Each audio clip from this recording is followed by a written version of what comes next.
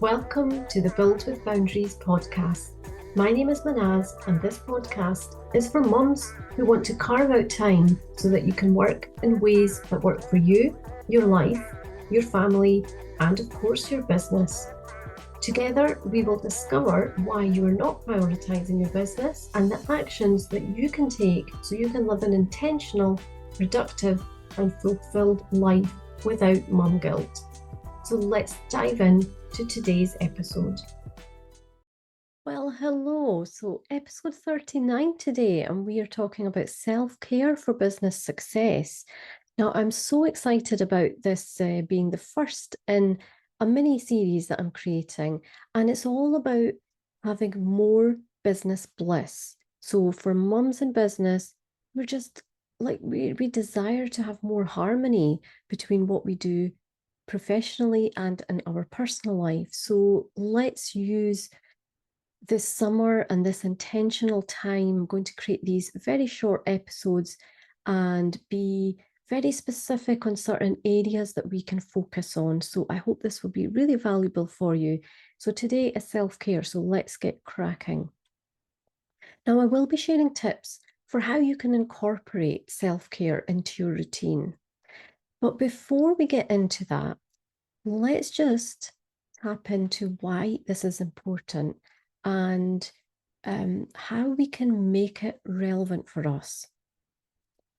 So, the significance of self care for mums is huge. We know that when we look after ourselves, we are able to give more to others. And that includes our family, our clients, our neighbours, our friends, anybody that we wish to spend our time and energy with. Now, it's not only important to look after our physical and mental well-being, we want that to help us to be more productive and more creative, and also just create more joy and happiness for ourselves. Now, this is why it's essential for business mums to look after themselves to the level that they need to so that they can manage everything they have on their plate.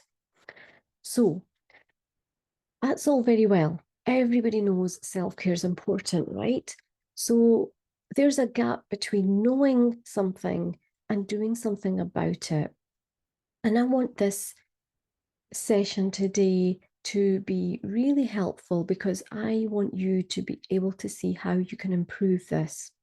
Now, the first thing I'd like to cover is self-care activities. We need to look at these from the lens of identifying which of those are appropriate for us. And I think even if we already do things, that's great, but just being open and reflecting on what you actually need from time to time is really valuable because you don't always need the same sort of self-care all of the time. The actual activity could be slightly different, might give you something different back. So there's a whole load of options here. You know, it could be things like exercise and bringing that into your day. So that's going to support your physical well-being, but it will also impact you mentally. Then there's things like meditation or journaling, even reading or listening to podcasts like this one.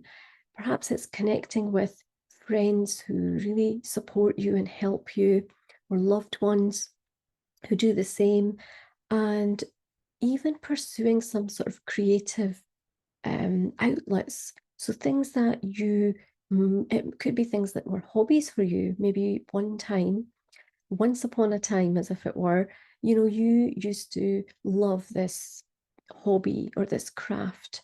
And over time, getting busier, having kids, having family, it's just something you haven't done for a long time. So if there are things like that and you really enjoyed them, I think that's the key, is you want to choose activities that you get something back from. So if that clears your mind, if it helps relax you, if it helps to calm you down, if it rejuvenates you, it perhaps feels like it's quite nourishing, then whatever that is, that's time to explore what that is and think outside the box, because you may already be doing some level of self-care, which is amazing, but we can always look to improve or to add more things or to change things that we do, because, it could be that the hobby that you had a long time ago, you've never really thought about doing it again. And because of that, you've not been able to see, well, how helpful would it be now? And if it does feel like something that you want to do, then I think there's real power in just giving it a go and trying it out again. Next is time management. So I want to talk about managing your time for self-care, because self-care can sometimes feel like it's another thing that we need to add to our list. But it really shouldn't be that way, because self-care should be part of what we do. Now, you get to choose how and when and what form that takes. It could be that having breaks during the day is going to be really helpful, because that will boost your focus and it will really help you to deal with the rest of the day. It could even be in the evening. So perhaps when you have all the things done that were the priority and you just want to get some time for yourself. Now, managing your time in a way where you set those reminders to begin with, especially when it's brand new to you and it's something that you might forget to do at a certain time. To help you manage this, what you could do is make sure you have some time blocked out. Whenever these things you want to do, you want to make sure you have allocated some time to it. And perhaps you might want to even additionally add and set reminders on your phone until it becomes more of a regular part of your routine. Now, self-care can feel like you have to take a chunk of time out. You have to spend a whole lot of time on yourself, which just feels like it's not something that's achievable. So I want to now talk about how we can incorporate it without feeling that way. So self-care in small moments. Now, we don't need to make self-care an evening, a whole day, a whole day at a spa, a half day off, lunch out with a friend. It does not have to be those things. And of course it can, and you should incorporate as many different types as you can. But let's be practical and just think, well, for you to get through your day, day to day, every day, we need to create some small moments. So let me share with you what I mean by this. If you want to incorporate self-care into your day in a way that it becomes part of your routine, then we need to have these small moments that might be dispersed through the day. And they will look very different for everybody. And so they should, because it has to be something, again, that gives you more happiness. And I'll share with you some examples of what I'm thinking. But I think having these small pockets distributed, it can be something very, very little as 5 minutes. When you take your regular break, perhaps you practice some deep breathing. Maybe you just take a few deep breaths. Maybe it's not even 5 minutes. Maybe it's a certain point in the day, you stop what you're doing and you take 10 breaths where you have moved away from your laptop. You have maybe even gone into nature. What does that look and feel like, and how can you make that happen? Maybe it is being mindful for those small moments, just being mindful and just pausing and not necessarily focusing on the doing, but more just being. So, for example, when your children are about to come home, you might want to have stopped working a little bit before that and maybe give yourself 5 minutes where you reflect on your day. You could be practicing gratitude. You could incorporate really anything that you feel is appropriate. But the point is that when you do that, it's almost like pressing that reset button.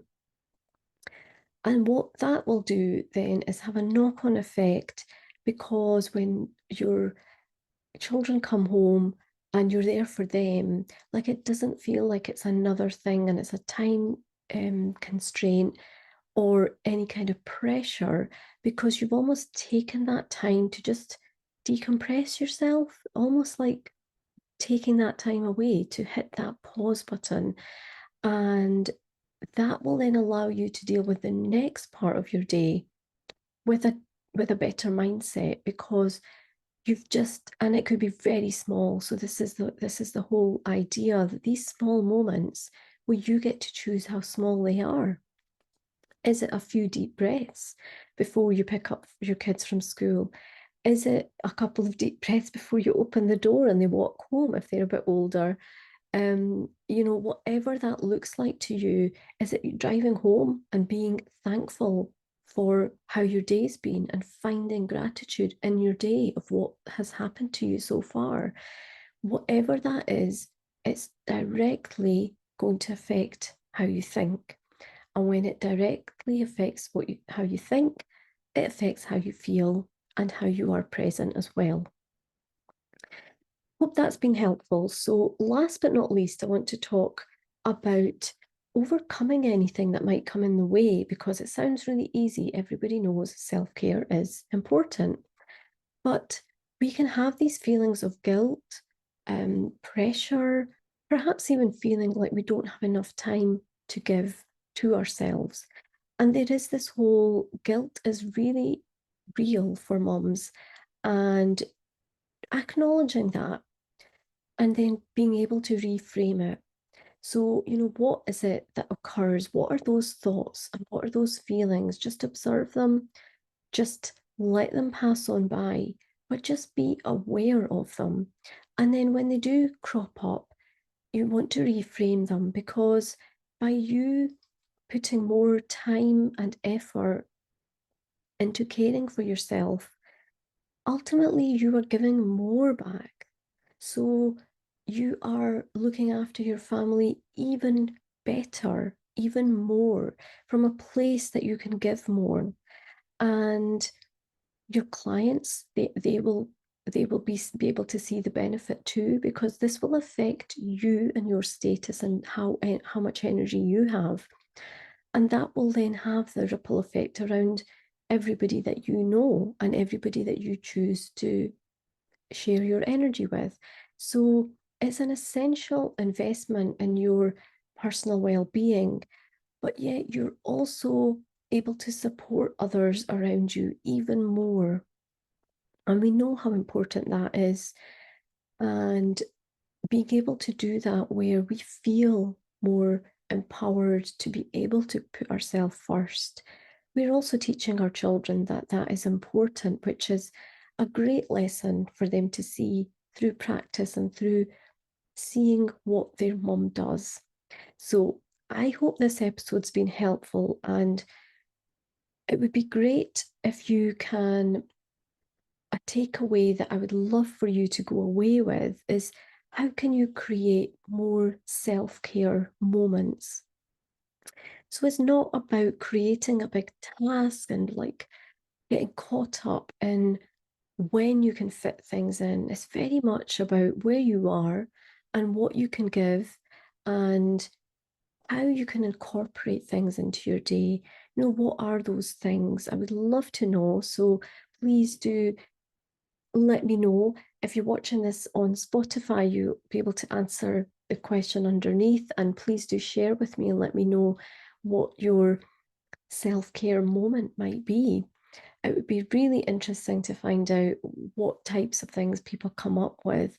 And I think being able to share that with others is really powerful too, because whatever we think is appropriate for us is always something quite unique. And we can certainly make a big difference around us when we are sharing more and more of those positive stories about how we can put self-care into small moments. So that's a great place to end this episode. I hope that it's been valuable. And if you are looking for more strategies and more tools, then please do head over to buildwithboundaries.com and you'll be able to sign up to my free masterclass that I will be sharing even more tips for mums in business. So if you want to create more of a blissful business, then do start there and grab my masterclass replay. So take care, and until next time.